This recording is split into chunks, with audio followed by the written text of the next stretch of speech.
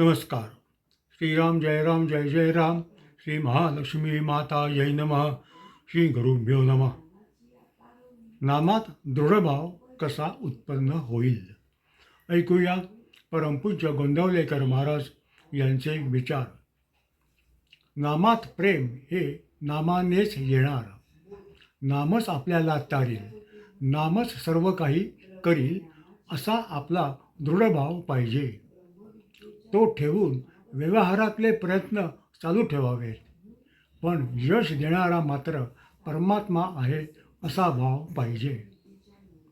वैद्याकडचे औषध आपण गड्याकडून आणवतो, पण गुण गड्याने दिला असे नाही म्हणत.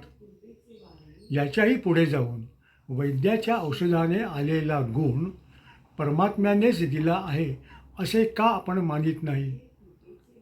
परमात्म्याला शरण जाणे म्हणजे परमात्मा आपला आहे, त्याच्या वाचून आपले दुसरे कुणी नाही असा दृढ विश्वास ठेवणे. आपण आपल्या बायको मुलांवर प्रेम करतो कारण त्यांना आपले म्हटले म्हणून.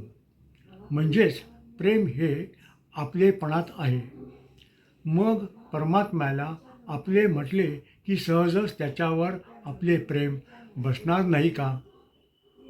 परमात्म्याच्या ठिकाणी आपलेपणा उत्पन्न व्हायला त्याच्या नामाशी पुष्कळ सहवास पाहिजे.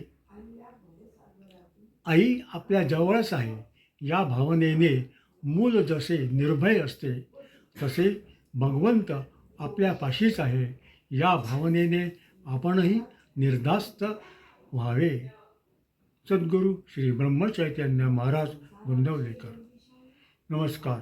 सद्गुरू चरणी सेवा अर्पण.